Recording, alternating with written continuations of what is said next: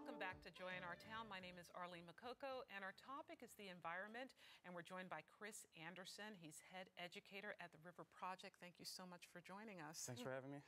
And if you could talk a little bit about New York City's rivers and bays, how have they changed over the last 500 years?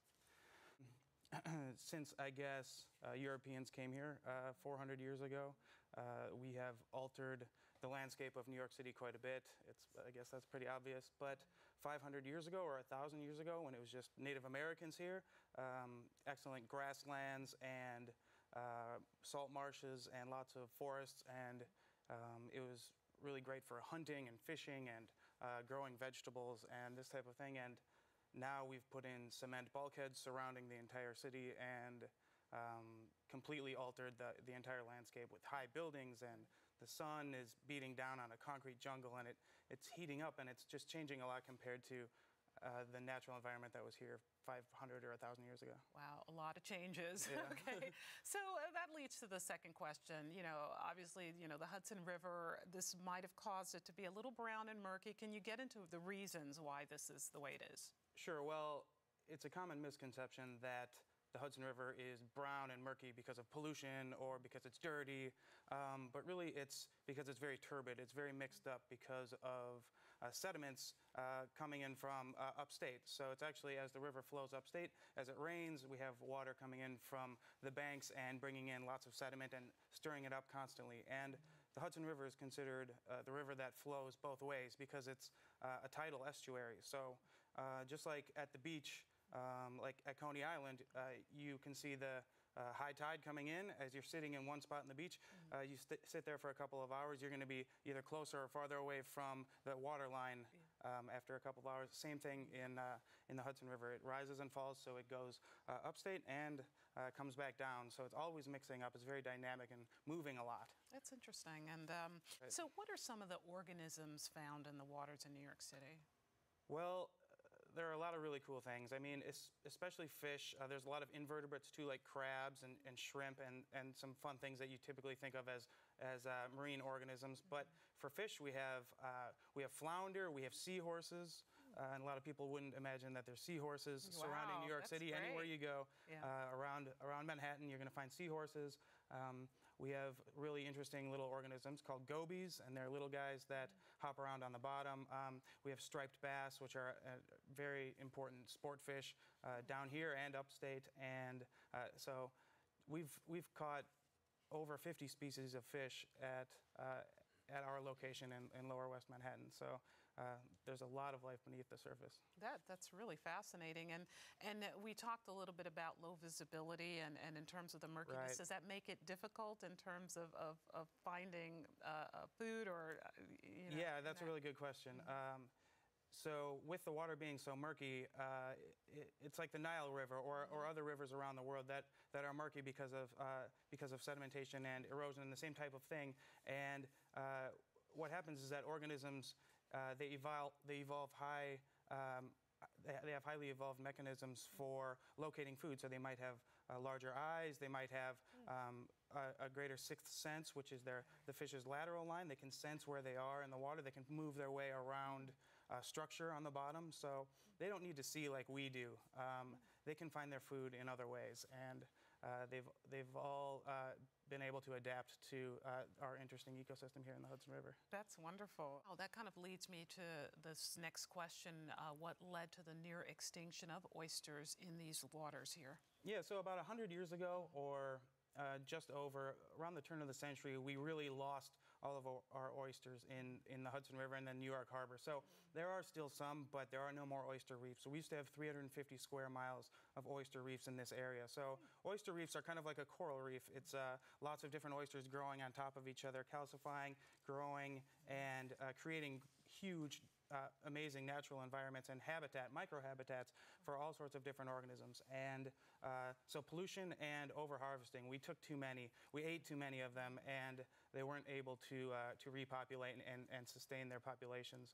So they're gone because of that, and we'd really like to get them back because, like I said, they create really great environments for lots of different organisms. and they're a good food source for lots of animals in the Hudson River and in the harbor, and also people like to eat them. They filter the water. They're really good for a lot of things, and we'd like to get them back. That's wonderful. So give us an example. You said that, you know, if you see a lower number of oysters in the water over a 6-month period, you know, who do you call? What do you do in a case like that? There's not a lot you can do. I mean, there's always organizations out there who are ready to set up an oyster program. Right. We have a lot of schools, public schools and private schools in the New York City area that are doing oyster gardening. So they are actually taking on oysters in an oyster garden within their classroom, and they'll have this oyster garden somewhere around New York City in the native waters, and they will monitor the growth and the mortality rates of these oysters. And so that's just a few local efforts that we have, and then they become stewards for oyster restoration and the local native environments, aquatic environments. So that's wonderful. And so when it's alarming, then you can contact, you know, maybe a city or a state official and let them know. It's been alarming for 100 years or more. So we're just starting in the last 30 years to really focus on the base level of restoration of our biodiversity here in New York City. So a good base level would be to bring oysters back, because that's like I said, all the great reasons to bring those back, but it's going to really promote biodiversity and bring a lot of other organisms here. So that's wonderful. From the ground up. That's wonderful. So you talked a little bit about New York City. How far north do you extend? Because the Hudson River is a very long one.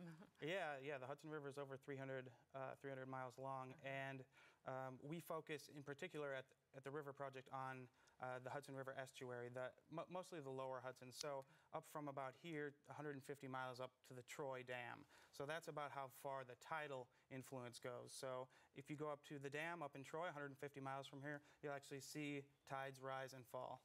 And you would never think that people 150 miles from an ocean would be affected by it, but they have high and low tides just like we do here, just like you do in Florida in the beach. That's wonderful. That's great. So are you optimistic about the health of the Hudson River? Yeah, that's a question I get asked a lot, and we are all very optimistic, but we're also realists. It's going to take a lot of effort to bring it back to where it was. It's never going to be where it was 1,000 years ago, 2,000 years ago, but we can hope for the best, and the growing number of nonprofit organizations like ours and other attention that the government is paying to these big environmental issues has really had a positive impact on the environment. But we'll see. I think we're pretty positive about it, and I think 20 years from now, 30 years from now, we'll be seeing some really big improvements. And can you talk a little specifically about the River Project? What's your aim and goal? Sure. Well, the River Project is a marine science field station, so we've been monitoring all sorts of different environmental, specifically marine and estuarine issues in New York City since 1986, and we are like I said, a field station that is set up to not only protect and conserve our local aquatic habitats, but also to do hands-on education and do field trips and bring students and local New York City inhabitants to the water and be able to get them to interact with their local aquatic environments. We also do scientific research, and we are just general environmental stewards in our area. All right. Chris Anderson, thank you so much for joining us, and thank you for joining us for this edition of Join Our Town. My name is Arlene Makoko.